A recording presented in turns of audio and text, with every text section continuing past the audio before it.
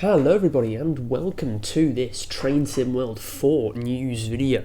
Today I'm going to do some pretty heavy speculation over what I think could be one of the base routes for Train Sim World 4, the American base route, and it is obviously, as you would have read the title and you're looking at it right now, the Long Island Railroad Extended. Now I reckon this is going to be in a similar fashion to the way they extended Southeastern High Speed, because it makes sense that they do something like this again. It's easy content for them because they've already got half the stuff, but you just make it better with a core upgrade and a lighting upgrade and everything else. And there is a lot more stuff that's happened to the route, both in-game and in real life, since it released. It released a while back, and it's certainly showing its age. So without further ado, let's get straight into it. So this is the route map. Obviously, as you can see, there's the red bits and the black bits. The black bits are what we already have, and the red bits are what I reckon could be extended, or it could be new, notably being the east side access into Grand Central and the Port Washington branch, and then everything else that we already have: the main line to Hicksville, straight through the middle, the little stub to Long Island City, stub to Belmont, the Hempstead branch, and the Atlantic Terminal branch. So we've already got a pretty cool network kind of thing, and I really do like that. It's one of my favourite things about this route, is that it's a proper network. Other than it's not just a point-to-point line, you can have different interweaving services, and it's with a bigger timetable it would be phenomenal, and it can provide a bigger timetable. It can provide a much bigger timetable, and it's just a shame that they haven't included that, but this is an opportunity, I reckon. And when you throw in a Grand Central line and a Port Washington line, I reckon it'd be so much better. But let's get into that. So the overview of what I think this extended route will be. So you've got 40 stations on all of the branches. You've got the M3, M7 and M9 as rolling stock, and it's about I beg your pardon. It's about 60 miles long, so not too long, but there's 40 stations, so that's pretty high station count. There's a lot of stuff to model, so we can skimp a little bit on the distance, no problems there. So the route, the existing route, 45 miles. We have Penn to Hicksville on the main line, the Atlantic Terminal branch, the Long Island City branch, the Belmont branch, and the Hempstead branch, all making all kinds of complex services, some of which extend all the way out, some of which are fully contained within the route. I propose adding 15 miles of new route, that being east side access into Grand Central and the Port Washington branch. It's actually more like 17 miles, and the existing stuff is more like 43, but rounding is nice.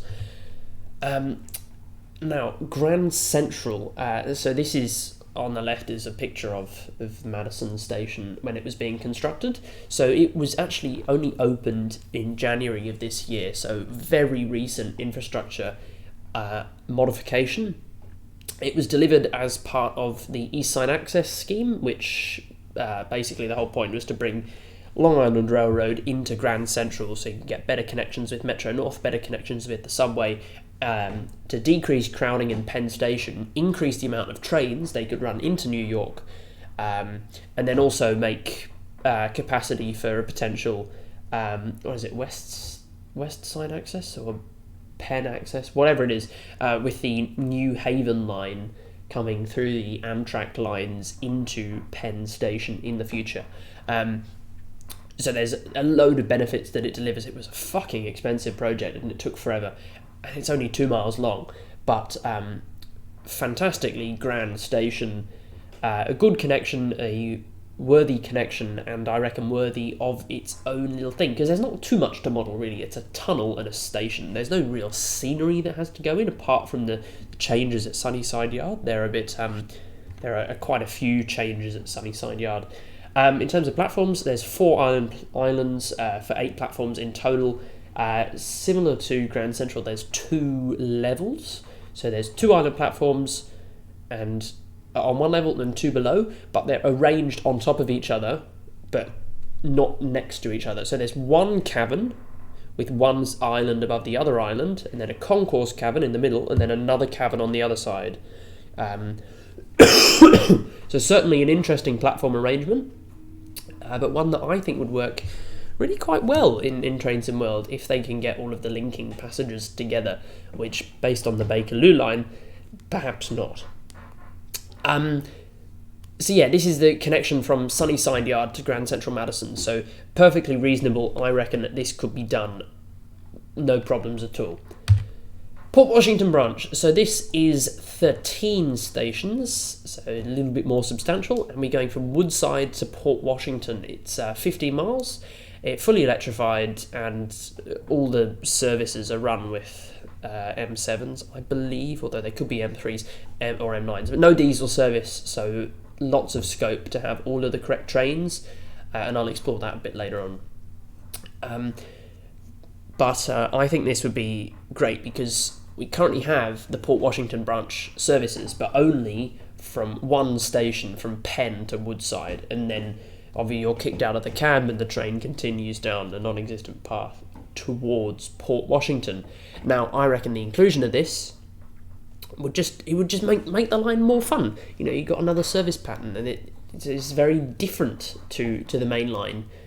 The main line through Jamaica. Speaking of the main line, there's a third track that goes all the way to Hicksville now, so that would be a new feature of this extended route, and you could get the higher service associated with that.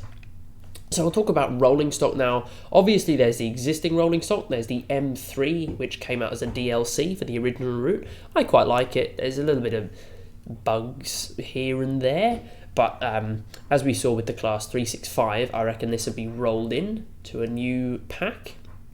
Now obviously they run in married pairs, got a top speed of 80, even though they got a service speed of 100, even though I doubt they could hit that ever. And they have a beautiful DC camshaft traction control. Very nice trains, very old style trains, old school, fun old DC, real mechanical trains, nothing electronic going on there. And I really like driving them. I think they've got a nice charm. The M7, these obviously came with the route. They're a bit dodgy when they first came out. They've been upgraded since the Hudson? No. What is it? The Harlem line came out. They've been upgraded to be more in line with the Harlem line M7As. Again, they're married pairs, top speed 80, even though I have pushed these up to 110 miles an hour. And they have Mitsubishi Electric insulated gate bipolar turn-off variable voltage variable frequency drive traction packages. That's just technical sweat. Again, very nice trains, very unique trains. Even though they're built by Bombardier, you'd expect them to be just like any old Electrostar, but they're really not. They're very American, but at the same time very European. I like driving them. They're very, very fun trains to drive, and they don't feel too boring. They've still got a little bit of character in them, somewhat like the M3s. And the new bit of rolling stock are the M9s. Now these are new trains. They were not in service when the LIRR released for the game. It's a bit of a departure away from the traditional styling, the traditional paint scheme of just a white and steel. You've got a bit of not white, yellow and steel. We've got a bit of white and blue going on, and we got this sort of chevron stripes on the side of the train. Body shell's very similar to the M7. It's just the front that's new. These are built by Kawasaki, I believe, but they look fantastic. They look very American again. They look very strong, very sturdy. Obviously, I don't know how they perform because I've never driven one because they're not in the game, but I reckon these would be lumped in, and I reckon that'd be pretty nice. And like the other ones, same deal. Married pairs, top speed 80 miles an hour. Traction package, they have a silicon carbide IGBT VVVF traction package, which is sort of a bit of incorporating MOSFET technology. That's a whole nother topic. So yeah, that's more or less my thoughts for a Long Island Railroad extended pack. I hope you've enjoyed the video. Do let me know what you think about it in the comments, and I'll see you all next time. Goodbye.